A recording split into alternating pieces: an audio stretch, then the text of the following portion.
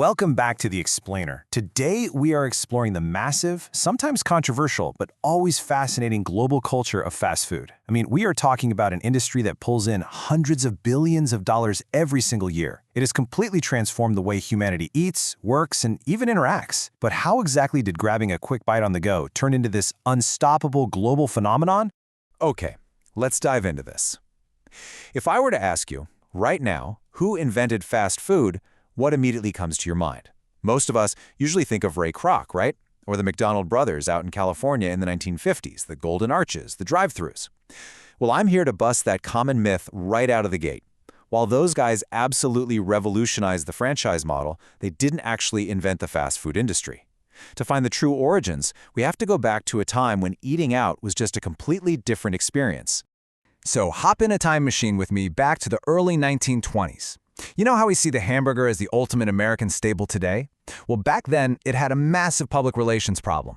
The hamburger was widely considered this dirty, disreputable, working-class food. It was something you really only ate at carnivals or fairs, and it was often literally dubbed poor man's fodder. Ground meat was viewed with extreme suspicion, and honestly, most respectable people wouldn't be caught dead eating in a sit-down restaurant. But all of that baggage completely changed thanks to two men, Walt Anderson and Billy Ingram. It was actually White Castle that pioneered the fast food industry. Founded in 1921 in Wichita, Kansas, Anderson, who was a fry cook, and Ingram, an insurance broker, set out with a highly ambitious goal. They wanted to completely legitimize the hamburger and totally flip how the public perceived it. A massive part of their early strategy: extreme affordability. A White Castle hamburger cost just 5 cents, literally a nickel. And they kept it at that price all the way until 1946. They actively encouraged customers to buy them by the sack. This extreme affordability made the food incredibly accessible to the working class. And then, when the Great Depression hit, this cheap, reliable way of eating wasn't just some fun novelty anymore. It was an absolute survival mechanism for many Americans. It allowed the fast food concept to actually thrive while other businesses were completely folding. Now, just being cheap wasn't quite enough. They had to invent an entirely new system of cooking. The blueprint for the entire fast food industry started right here. Walt Anderson developed a super innovative standardized cooking method. Instead of slowly cooking a thick ball of meat, he started flattening the meatball and cooking it with onions on a hot iron griddle for a very short period of time. It was fast, it was uniform, and it meant that every single customer got exactly the same experience every single time. To solve that lingering PR problem the hamburger had, Billy Ingram introduced these brilliant, rapid-fire innovations that we completely take for granted today. He literally brought the kitchens out into the open so customers could physically see how clean everything was. He invented paper carry-out cartons to keep the food warm and intact on the go. He was the very first in the quick service industry to use newspaper discount coupons to drive customer loyalty. And, which is pretty incredible for the time, he offered unprecedented employee benefits like healthcare and pension plans. And this brilliantly illustrates the absolute genius of their branding strategy. Ingram and Anderson didn't just design a restaurant, they designed a psychological solution. The physical architecture of the White Castle buildings was deliberately crafted to overcome that shady, fly-by-night reputation of 1920s hamburger stands. The color white signaled pristine cleanliness and hygiene, while the castle motif communicated strength, permanence, and stability. You weren't eating questionable meat in a dark alley. You were dining in a clean, modern fortress. World War II severely disrupted the restaurant industry with labor and meat shortages for sure. But what followed was the ultimate catalyst for fast food: the post-war boom. Americans were moving to the suburbs in absolute droves. We saw this massive rise in car culture, a huge acceleration in the pace of daily life, and a sudden desperate hunger for convenience. Almost overnight, you had this massive new market of busy, mobile families who didn't always have time to cook. And the drive-in and fast food stand perfectly met that exact need. Naturally, the success of White Castle's blueprint did not go unnoticed. It sparked explosive industry growth. To capitalize on this booming suburban car culture, new competitors sprang up rapidly. You had Dairy Queen opening in 1944, Burger King founded in 54, McDonald's expanding under Ray Kroc in 55, Taco Bell bringing Mexican-inspired food to the broader market in 62, and Wendy's introducing the modern drive-thru in 72. The classic highway strip was born, and it completely saturated the American landscape. Let's move on and see how this builds into the modern era. Because while White Castle invented the concept, Ray Kroc took the McDonald brothers' successful stand and turned it into an unprecedented global machine. Kroc's genius was conceiving of his franchise operations in their entirety as literal food factories. He promised exact uniformity. It did not matter if you were in Des Plaines, Illinois, or eventually Tokyo, Japan, you got the exact same menu, the exact same layout, and the exact same smile from the workers. Predictability actually became far more valuable than culinary variety.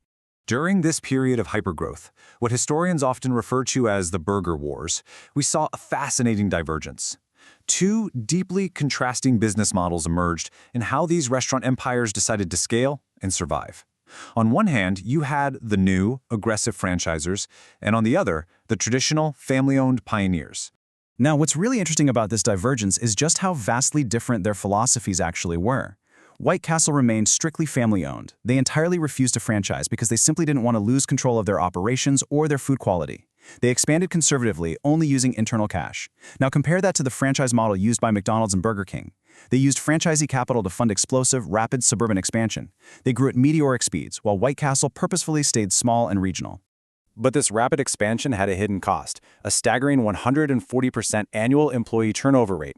To fuel their massive franchise machines, these companies standardized tasks so heavily that the artisan short-order cooks of the past were basically replaced by unskilled teenagers working for minimum wage with absolutely no benefits. The workers essentially became replaceable parts of a very large machine.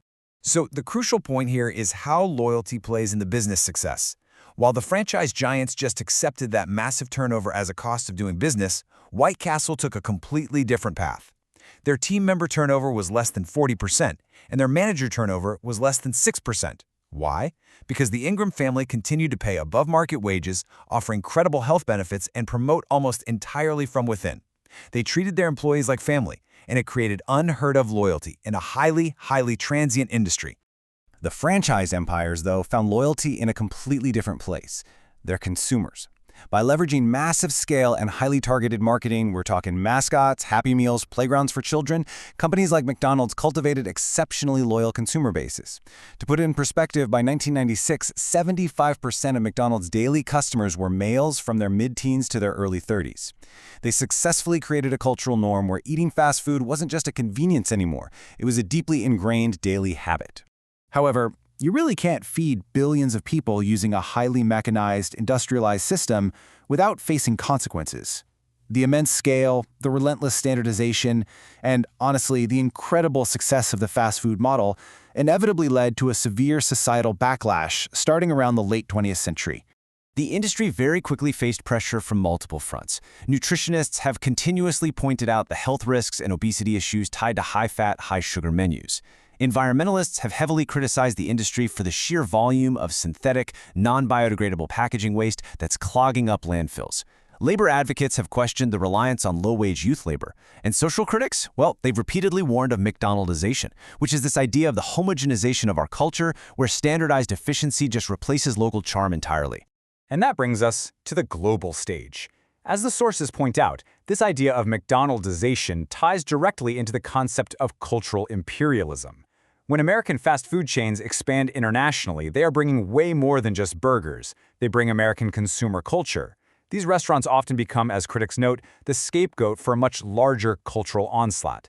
The big fear here is that the international spread of perfectly uniform, standardized fast food threatens to completely erase vibrant, diverse, and local culinary traditions all across the globe.